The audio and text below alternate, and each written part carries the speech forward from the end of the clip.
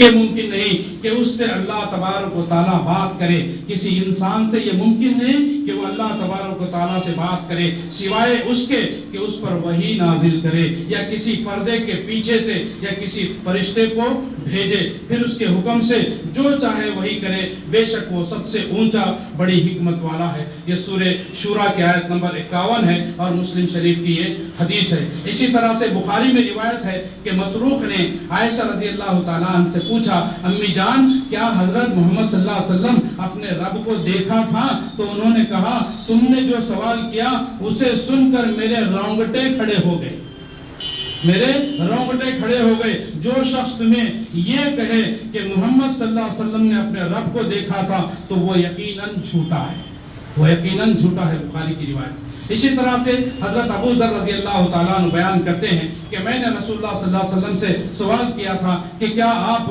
اللہ تبارک و تعالیٰ کو دیکھے ہیں، آپ نے اپنے رب کو دیکھا ہے؟ تو اللہ کے رسول صلی اللہ علیہ وسلم نے ارشاد فرمایا وہ تو نور ہے، میں اسے کیسے دیکھ سکتا ہوں، وہ تو نور ہے، میں اسے کیسا دیکھ سکتا ہوں۔ اسی طرح سے ابو موسیٰ بیان کرتے ہیں کہ رسول اکرم صلی اللہ علیہ وسلم ہم میں کھڑے ہوئے اور 5 باتیں بیان فرمائیں، ان میں سے ایک یہ ہے کہ اس اللہ کے سامنے نور حائل ہے، اس اللہ کے سامنے نور حائل ہے، اگر وہ اسے ہٹا دے تو اس کے چہرے کے انوار تمام مخلوقات کو جلا کر راکھ کر دیں۔ ہاں سے دیکھ، یہ مسلم کی روایت۔ اب موسیٰ علیہ السلام کا قصہ بھی دیکھ لیجئے۔ موسیٰ علیہ السلام کا ذکر بھی قرآن میں آیا کہ موسیٰ علیہ السلام جو ہے جب جا کر کے اللہ سے کلام کرے پہاڑ پر اور وہ کہے کہ اللہ میں تیرا دیدار کرنا چاہتا ہوں، تیرا دیدار کرا دے، تو اللہ تبارک و تعالیٰ نے فرمایا تم مجھے نہیں دیکھ سکتے، جب پہلے جو ہے اس پہاڑ کے اوپر جو ہے وہ نظر ڈالو، اگر وہ پہاڑ اپنے جگہ برقرار رہا تو پھر تم مجھے دیکھ سکتے۔ جب اللہ تبارک و تعالیٰ نے اپنی تجلی پہاڑ پہ ڈالی تو پہاڑ جل کے رہا۔ موسیٰ علیہ السلام بے ہوش ہو گئے، بے ہوش کے گر گئے، جب ہوش آیا تو اللہ مجھے معاف کر دے، مجھے معاف کر دے۔ تو اس طرح سے یعنی کہ دیکھ نہیں سکتے۔ اور تو اب وہاں پر جو ہے بات کو جلدی جلدی انشاءاللہ بڑھاؤں گا، انشاءاللہ بات پوری آپ کے سامنے رکھنے کی کوشش کروں گا۔ اب جو ہے وہاں پر تحفہ دیا گیا، معراج میں جو تحفہ ملا وہ کیا تھا؟ 3 چیزیں وہاں پر عطا کی گئی، انشاءاللہ وہ بھی میں بتاؤں گا۔ نبی کریم صلی اللہ علیہ وسلم ارشاد فرماتے ہیں پھر اللہ تبارک و تعالیٰ نے جو کچھ وہی کرنا چاہا میری طرف وہی کیا اور مجھ پر دن اور رات میں 50 نمازیں فرض کر دی، 50 نمازیں اللہ تبارک و تعالیٰ نے فرض کی۔ لیکن اب یہ تفصیل ہے، پھر جو ہے 50 نمازیں لے کر کے اللہ کے رسول صلی اللہ علیہ وسلم آ رہے تھے۔ جب موسیٰ علیہ السلام کے پاس سے گزرے تو موسیٰ علیہ السلام نے پوچھا کہ محمد اللہ تبارک و تعالیٰ نے رب نے تمہیں کیا دیا ہے؟ کہا 50 نمازیں دن میں دی گئی ہیں۔ تو انہوں نے کہا موسیٰ علیہ السلام نے 50 نہیں پڑھ سکتی، تمہاری امت کم کرا دو۔ تو پھر اللہ کے رسول صلی اللہ علیہ وسلم گئے، پھر کم کرائے، پھر آئے، بہرحال یہ آنا جانا ہوتا گیا۔ ایک روایت میں آتا ہر مرتبہ 5 نمازیں کم ہوتی گئی، ایک روایت میں 10 نمازیں کم ہونے کا ذکر ہے۔ تو آخر میں جب 5 بج گئی تو موسیٰ علیہ السلام نے کہا اس میں سے بھی کم کرا لو۔ اللہ کے رسول صلی اللہ علیہ وسلم نے کہا کہ اب مجھے شرم آتی ہے، میں نہیں چاہتا میرے رب کے ساتھ کہ 5 پر میں راضی ہوں۔ موسیٰ علیہ السلام صحیح بولے، نہیں پڑھ سکتے 5، نہیں پڑھ رہا ہے، جمعہ کو جمعہ پڑھ رہا ہے۔ تو اس طرح سے جو ہے بہرحال وہ 5 نمازیں فرض ہوئی۔ تو پھر اللہ تبارک و تعالیٰ نے کہا جاؤ یہ 5 لے کر کے جاؤ، 5 پڑھو ہم 50 کا ثواب، اللہ 5 پڑھ لو 50 کا ثواب کما لو۔ مسلم شریف کی روایت حدیث نمبر جو ہے 162 میں ہے کہ نماز میں تخفیف کرانے کا جو معاملہ ہے وہ جو ہے بہرحال لمبا ہے، میں وہاں پر جو ہے آپ کو بیان کرنا مناسب نہیں سمجھتا ہوں کہ ہم سب تقریباً جو ہے اس کو جانتے ہیں۔ اسی طرح سے اللہ کے رسول صلی اللہ علیہ وسلم فرماتے ہیں کہ نمازوں کی فرضیت کے علاوہ یہ بات بھی میری طرف وحی کی گئی کہ جو نیکی کا ارادہ کرے پھر اس کو عملی جامہ پہنائے، یعنی کوئی آدمی نیکی کا ارادہ کرتا ہے، نیت کرا کہ میں یہ نیک کام کروں گا، لیکن وہ کرا نہیں، اس کو عملی جامہ نہیں پہنایا، وہ کام نہیں کرا، نیت تھی اس کی لیکن کر نہیں سکا، تو اللہ تبارک و تعالیٰ اس کو 1 نیکی دے دیں گے۔ اگر اس کو کر لیا تو 10 نیکیاں لکھی جائیں گی۔ یہ چیز بھی وہاں پر جو ہے دی گئی۔ اس کے علاوہ 3 انعامات جو میں نے کیا، ایک تو جو ہے یہ 5 نمازیں ہیں، اور دوسری چیز سورہ بقرہ کی آخری 2 آیتیں، سورہ بقرہ کی آیت آمن الرسول سے آخر تک یہ سورہ بقرہ کی 2 آیتیں ہیں جو اللہ تبارک و تعالیٰ نے معراج کے موقع پہ جو ہے عطا کی گئی۔ اس کی بھی بڑی فضیلت ہے، اس کی بھی تفصیل میں نہیں جانا چاہتا ہوں، جو رات میں پڑھ کر کے سوتا ہے اس کے لیے جو ہے کافی ہے، یہ اللہ کے رسول صلی اللہ علیہ وسلم کا فرمان ہے۔ اور تیسری چیز جو دی گئی، اللہ کے رسول صلی اللہ علیہ وسلم نے فرمایا میری امت کے ہر اس فرد کے بڑے گناہ معاف کر دیے جائیں گے، میری امت کے ہر فرد کے بڑے گناہ معاف کر دیے جائیں گے جس نے اللہ کے ساتھ شرک نہ کیا۔ شرک سے بچو مسلمانوں، اللہ نے چاہا تو تمہیں بغیر عذاب کے جنت میں بھیج دے، اگر اللہ چاہا تو کچھ دن عذاب دے کر کے بھیجے گا، لیکن جنت تو گارنٹی ہے۔ شرک سے بچو، شرک ذرا بھی ہے اعمال زمین و آسمان بھر کے ہے، آپ جنت میں نہیں جائیں گے۔ تو یہ 3 چیزیں جو ہے انعام کے طور پہ وہاں پر اللہ تبارک و تعالیٰ نے دیا۔ اب کچھ واقعات جو اس دوران میں پیش آئے گزرے اللہ کے رسول صلی اللہ علیہ وسلم نے دیکھا، وہ ہے اللہ کے رسول صلی اللہ علیہ وسلم نے فرمایا جس رات مجھے سیر کرائی گئی مجھے عمدہ خوشبو محسوس ہوئی، عمدہ خوشبو محسوس ہوئی۔ میں نے کہا جبریل یہ عمدہ خوشبو کیا ہے؟ انہوں نے کہا یہ فرعون کی بیٹی کو کنگھی کرنے والی خاتون اور اس کے بچوں کی خوشبو ہے۔ فرعون کی بیٹی کو کنگھی کرنے کے لیے ایک خادمہ تھی، وہ کنگھی کر رہی تھی فرعون کی بیٹی کو، تو ایک مرتبہ کنگھی اس کے ہاتھ سے نیچے گر گئی۔ جب اس کے ہاتھ سے نیچے گر گئی تو اس نے جو ہے اللہ کا نام لیا، بسم اللہ کہا۔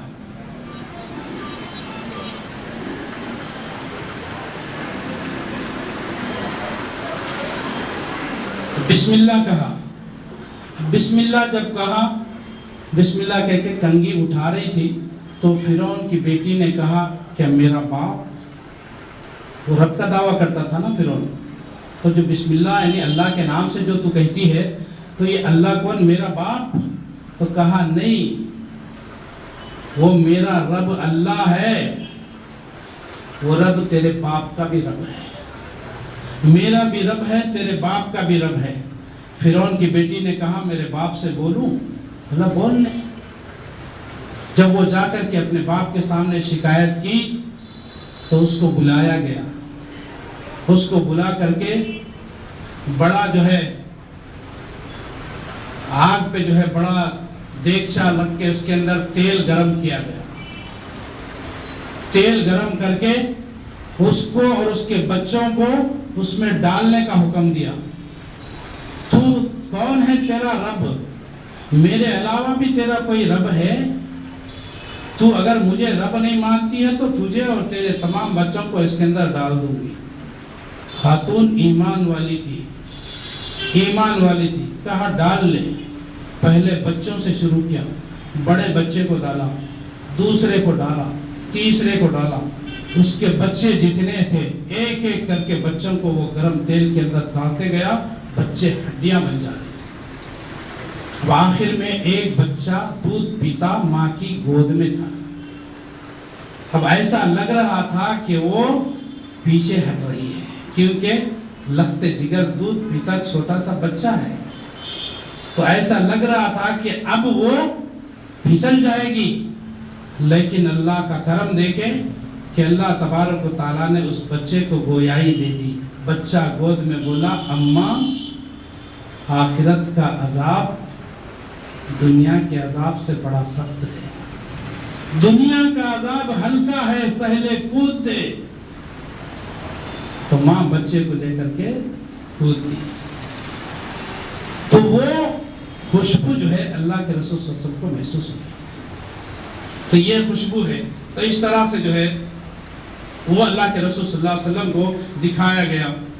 اب پھر اللہ کے رسول صلی اللہ علیہ وسلم جب میرے رب نے مجھے معراج کرایا تو میں نے کچھ ایسے لوگوں کے پاس سے گزرا جنہیں تانبے کے ناخن دیے گئے تھے اور وہ اپنے چہروں سے جو ہے اپنے چہروں کو اور سینوں کو نوچ رہے تھے۔ میں نے کہا یہ کون ہے؟ تو انہوں نے کہا یہ وہ لوگ ہیں جو لوگوں کا گوشت کھایا کرتے تھے، یعنی غیبت کیا کرتے تھے، دنیا میں لوگوں کی غیبت کیا کرتے تھے۔ تو ان کو آخرت میں کیا عذاب دیا جائے گا؟ ان کو تانبے کے ناخن دیے جائیں گے جس سے وہ اپنے چہرے کو اور اپنے سینوں کو نوچتے رہیں گے۔ یہ عذاب ان کو جو ہے دیا جائے گا۔ یہ مسند احمد کی جو ہے صحیح روایت ہے۔ اسی طرح سے اللہ کے رسول صلی اللہ علیہ وسلم نے فرمایا میں نے دیکھا کچھ لوگوں کو کہ ان کے ہونٹوں کو جو ہے آگ کی خینچیوں سے کاٹا جا رہا ہے۔ میں نے پوچھا جبریل یہ کون ہے؟ تو جبریل علیہ السلام نے کہا یہ آپ کی امت کے خطبہ ہیں، یہ آپ کی امت کے خطبہ جو خطیبہ بیان کرتے لیکچرہ دیتے، جو خطبہ ہیں وہ خطبہ جو ہے جو لوگوں کو جو بات بتاتے ہیں لیکن خود عمل نہیں کرتے، حالانکہ وہ کتاب اللہ کی تلاوت کرتے ہیں، جو اللہ کی تلاوت کرتے ہیں، اللہ کی کتاب کی تلاوت بھی کرتے ہیں، تو لوگوں کو جو ہے اس طرح سے یہ کرتے ہیں۔ تو یہ ہے ان خطبہ کو جو اس طرح کا عذاب دیا جائے گا۔ اب اس کے بعد میں اللہ کے رسول صلی اللہ علیہ وسلم واپس مکہ لوٹتے ہیں۔ اب واپس مکہ لوٹنے کے بعد میں اب وہاں پر جو ہے انبیاء کرام کی بیت المقدس میں انبیاء کرام کی جو ہے امامت بھی جو ہے آپ نے کرائی، یعنی کہ وہاں پر نماز 2 رکعت نماز پڑھائی، جہاں پر جو ہے تمام انبیاء کو اللہ تبارک و تعالیٰ نے جمع کیا۔ یہاں پر بھی اختلاف ہے علماء کا کہ اللہ کے رسول صلی اللہ علیہ وسلم نے جو نبیوں کو جو نماز پڑھائی تھی وہ جو ہے معراج سے پہلے ہے، بعض لوگوں کا کہنا ہے کہ معراج سے آنے کے بعد میں۔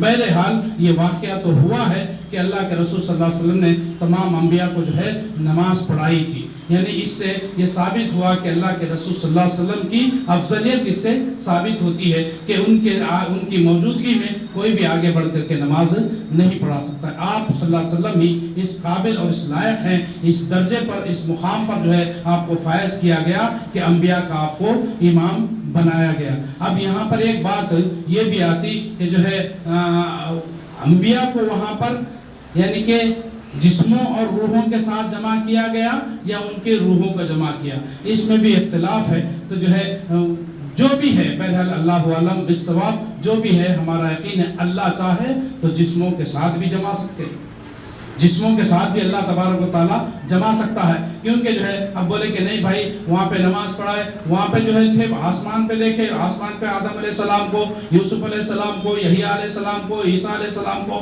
اور اسی طرح سے ابراہیم علیہ السلام کو، موسیٰ علیہ السلام کو، ہارون علیہ السلام کو، ان تمام لوگوں کو میں آسمانوں پہ دیکھا، اتنے میں یہ لوگ یہاں کہاں سے آ گئے؟ اگر کوئی ایسا کہتا ہے تو یہ تیرا اور میرا خیال ہے، لیکن اللہ چاہے تو کچھ بھی کر سکتا ہے۔ ان اللہ علی کل شیء قدیر۔ تو یہ عقیدہ رکھیں۔ اللہ کے رسول صلی اللہ علیہ وسلم نے وہاں پر نماز پڑھائی، پھر اس کے بعد واپس مکے کا سفر ہوا۔ صبح ہونے سے پہلے اللہ کے رسول صلی اللہ علیہ وسلم مکہ پہنچ گئے، اور مکہ میں پہنچنے کے بعد میں جو ہے اللہ کے رسول صلی اللہ علیہ وسلم ذرا پریشان تھے۔ اب یہ واقعہ لوگوں کو کیسے سناؤں؟ کون مانتا؟ کوئی نہیں مانتا۔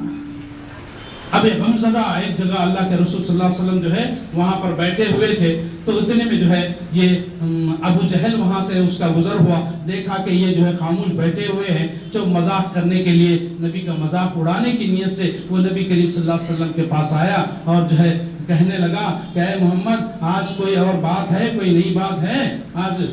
بولا ہاں ہے۔ بولا کیا ہے؟ رات مجھے سیر کرایا گیا۔ بولا کہاں کا سیر کرایا گیا؟ بیت المقدس کا۔ بیت المقدس کا، اور صبح ہونے سے پہلے تم یہاں موجود بھی ہو؟ بولا ہاں۔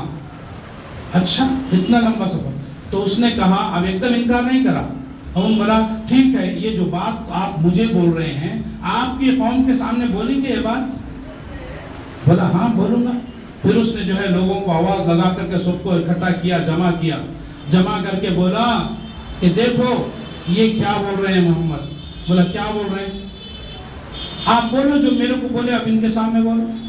تو اللہ کے رسول صلی اللہ علیہ وسلم نے بولا کہ رات مجھے سیر کرائی گی۔ بولا کہاں کی؟ بیت المقدس کی۔ بیت المقدس کی، اور صبح ہونے سے پہلے تم یہاں پہنچ بھی گئے، ہمارے بیچ میں موجود بھی ہو؟ کہا ہاں موجود بھی۔ اب لوگوں نے جو ہے مذاق کے طور پہ اللہ کے رسول صلی اللہ علیہ وسلم کا مذاق اڑانے تالیاں پیٹنے لگے۔ کچھ لوگوں نے جو ہے سر پکڑ لیے۔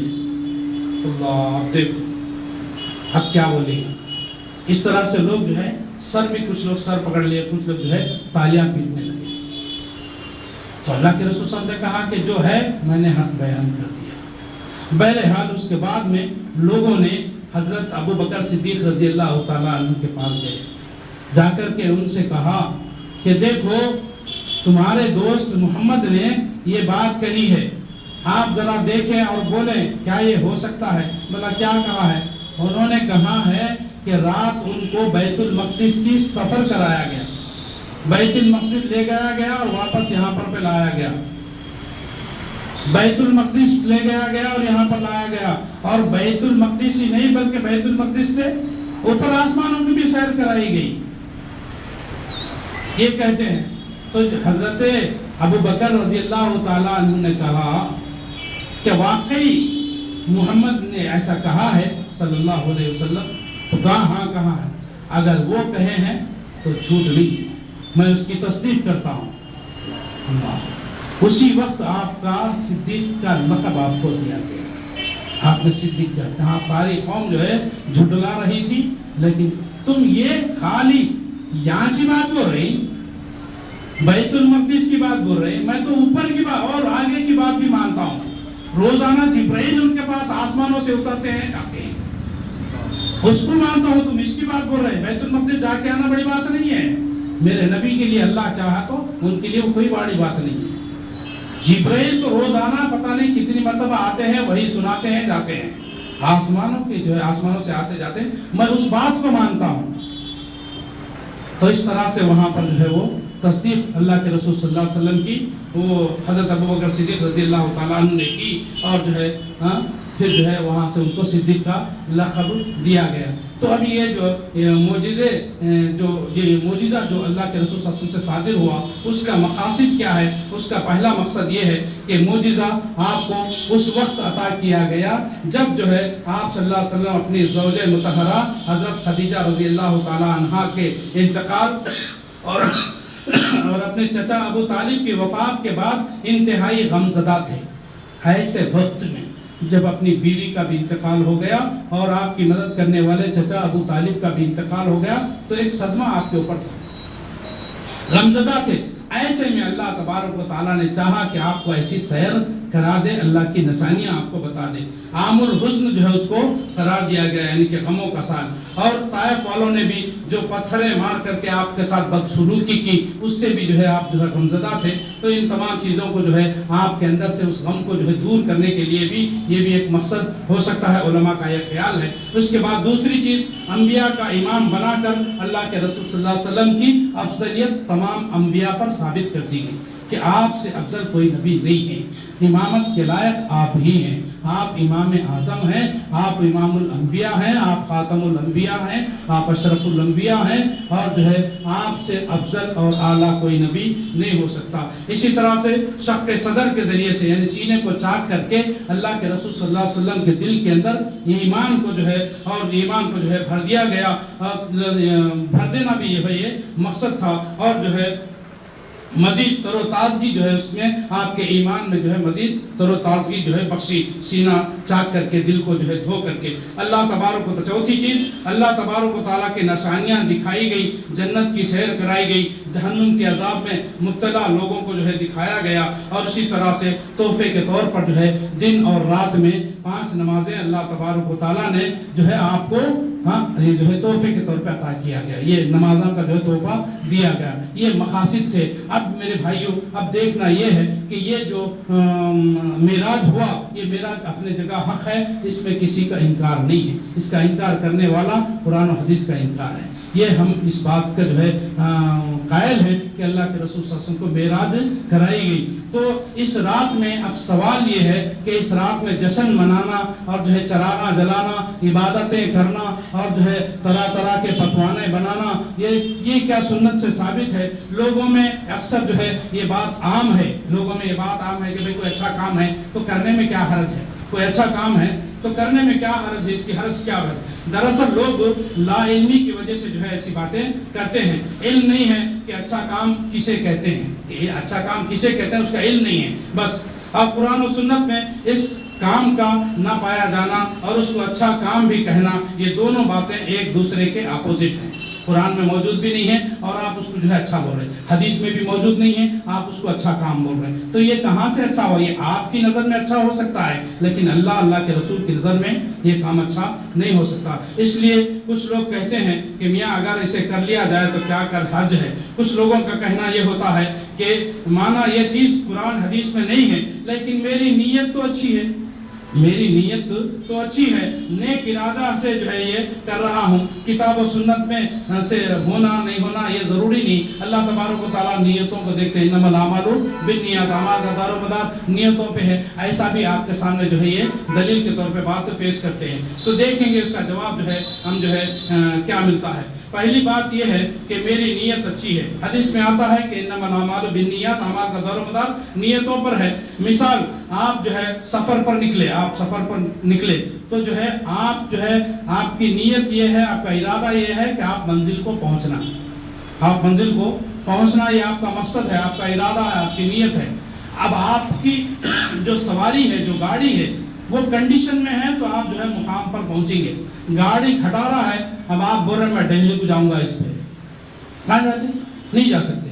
تو یہ ایک مثال جو ہے یہ ہے کہ جو ہے گاڑی یعنی کہ جو چیز جہاں پر آپ کو کامیابی ملنا ہے تو کامیابی حاصل ہونے کے لیے جس چیز کی ضرورت ہے وہ چیز کا ہونا ضروری ہے۔ گاڑی اچھی ہے تو آپ جو ہے منزل پہ پہنچ سکتے ورنہ نہیں سکتے۔ اسی طرح سے حضرت عبداللہ بن رواحہ رضی اللہ تعالیٰ عنہ، یہ جلیل القدر صحابی رسول ہے، جمعرات کا دن ہے، اللہ کے رسول صلی اللہ علیہ وسلم نے ایک لشکر جو ہے ترتیب دیا اور حکم دیا کہ تم لوگ آج کی رات مدینے میں نہیں گزارنا، آج کی رات جمعرات کی رات میں تم یہاں مدینے میں نہیں گزارنا، یعنی دوسرے دن صبح جمعہ ہے، نہیں گزارنا، نکل جانا یہاں سے، جمعہ کے لیے یہاں پہ نہیں رہنا، تم لوگ رات میں نکل جانا۔ تو یہ عبداللہ بن رواحہ رضی اللہ تعالیٰ عنہ نوجوان صحابی ہٹے کٹے اچھے ہیں اور انہوں نے سوچا کہ دیکھیے اب جو ہے کل جمعہ ہے، اب رات میں ہم نکلیں گے تو بھی جو ہے نکل سکتے ہیں، لیکن کل جمعہ پڑھ کر کے اگر نکلے تو جمعہ نبی کے پیچھے پڑھنے کا اجر و ثواب ہمیں مل جائے گا، نبی کے پیچھے نماز پڑھنے کی جو ہے ہمیں جو ہے صعوبت ملے گی۔ تو اس نیت سے انہوں نے جو ہے رات میں سفر نہیں کیا، لشکر لے کر کے نہیں گئے۔ جمعہ کی نماز میں وہ نظر آئے تو اللہ کے رسول صلی اللہ علیہ وسلم نے فرمایا کہ جمعہ کیا بات ہے تم گئے نہیں؟ کیا گئے؟ تو بہت بڑا نقصان تم نے اٹھایا، بہت بڑا نقصان ہے تم نے اٹھایا۔ تو وہ لوگ جو نکل گئے تم ان کے درجے کو نہیں پہنچ سکتے، حالانکہ یہ لشکر کے سردار تھے، تم ان کے درجے کو نہیں پہنچ سکتے۔ اللہ کے رسول صلی اللہ علیہ وسلم میدان عرفات میں مغرب کی نماز یعنی کہ حرج کیا ہے، اس کے اوپر میں جو ہے مثالیں بیان کر رہا ہوں، حرج کیا ہے، یہ کرنے میں حرج کیا ہے۔ عرفات کے میدان میں اللہ کے رسول صلی اللہ علیہ وسلم مغرب کا وقت ہو گیا، سورج غروب ہو جانے کے بعد میں مغرب کی نماز پڑھے بغیر اللہ کے رسول صلی اللہ علیہ وسلم نکل رہے ہیں۔ حضرت بلال دیکھ رہے کہ شاید ہو سکتا اللہ کے رسول صلی اللہ علیہ وسلم نماز پڑھنا، مغرب پڑھنا بھول گئے، مغرب کو بھول گئے، تو انہوں نے یاد دلایا اللہ کے رسول صلی اللہ علیہ وسلم مغرب کی نماز کہاں، یہاں نہیں پڑھنا، نماز آگے پڑھنا ہے، یعنی مزدلفہ میں جا کر کے پڑھنا۔ اب کوئی صحابی اس وقت کہے کہ آپ لوگ چلیے کتنی دیر ہوتی مغرب کی 3 رکعت نماز پڑھنے میں پڑھ لے کے آپ کو ملا لوں گا، کوئی صحابی بولا نہیں، اللہ کے رسول صلی اللہ علیہ وسلم کا حکم ہے یہاں نماز نہیں پڑھنا ہے، سارے کے سارے۔ اور اللہ کے رسول صلی اللہ علیہ وسلم کی حدیث ہے کہ نمازوں کو ان کے وقت پہ پڑھو، وقت جو ہے گزار کے وقت ضائع کر کے نماز نہیں پڑھنا۔ ایک نماز کو سستی کر کے پڑھیں گے، آگے دیر کر کے پڑھیں گے تو روایت میں آتا ہے کہ کسی نے جان بوجھ کر ایک نماز بھی قضا کی، اس کو جو ہے دوزخ میں 70 غوطے دیے جائیں گے۔ ایک نماز جان بوجھ کے قضا کرے تو دوزخ میں 70 غوطے دیے جائیں گے۔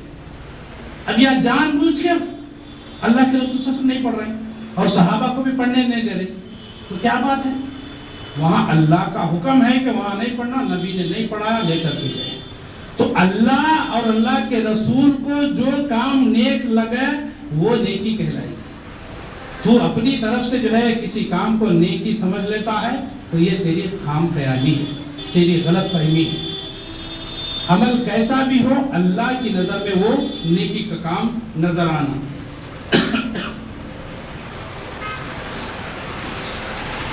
تو بہرحال یعنی اللہ کے رسول صلی اللہ علیہ وسلم نے جو کیا اتنا ہی کرنا، اپنی طرف سے وہاں پر کوئی کام نہیں کر سکتے۔ اللہ تبارک و تعالیٰ نے کہہ دیا کہ آج مغرب کی نماز جو ہے دیر سے پڑھنا ہے تو دیر سے ہی پڑھنا ہے، وقت پر ہم نہیں پڑھ سکتے۔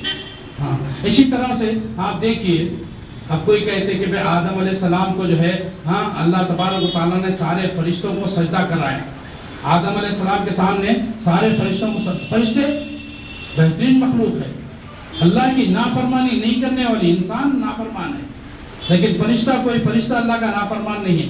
وہ مخلوق کو اللہ تبارک و تعالیٰ نے حضرت انسان کے سامنے فرشتے سجدے کرا رہے ہیں۔ اب کوئی یہ بولے کہ دیکھو بھائی فرشتے سجدے کرے تو میں بھی جو ہے آدم علیہ السلام کو جا کو سجدہ کرتا ہوں، میں بھی جو ہے نبی صلی اللہ علیہ وسلم کی قبر کے سامنے سجدہ کرتا ہوں، میں بھی خواجہ غریب نواز کی قبر کے سامنے جا کو سجدہ کرتا ہوں، میں بھی فلاں بزرگ بابا کے سامنے ان کے پیروں پہ گر کے سجدہ کرتا ہوں، کیونکہ فرشتے سجدہ کرے آدم علیہ السلام کو تو میں انسان ہوں، انسان کو سجدہ کر رہا ہوں، تو اس میں حرج کیا ہے؟ تو چلتا نہیں چلتا۔ وہاں پر فرشتوں کے لیے نیکی یہ تھی کہ وہ اللہ کا حکم بجا لا کے آدم علیہ السلام کو سجدہ کرنا ان کے لیے نیکی تھی۔ آج تو غیر اللہ کو سجدہ کرا جہنم کا باعث ہے، شریعت بدل گئی۔ تو اس طرح سے میرے بھائیوں، اسی طرح سے اس رات میں بھی جو ہے وہ اللہ کے رسول صلی اللہ علیہ وسلم کو معراج ہوئی تھی، تو لہٰذا ہم بھی جو ہے اس دن جاگیں گے اور پٹاخے پھوڑیں گے، چراغاں لگائیں گے، وہ کریں گے، دھوم دھڑاکا کریں گے رات میں، اور دوسرے دن کا روزہ رکھیں گے۔ تو یہ نہ روزہ ثابت ہے، نہ جو ہے یہ رات میں جاگنا یا عبادت کرنا، یہ کسی بھی جو ہے حدیث سے جو ہے ثابت نہیں ہے۔ جو بھی حدیثیں بیان کی جاتی ہیں وہ جو ہے موضوع حدیث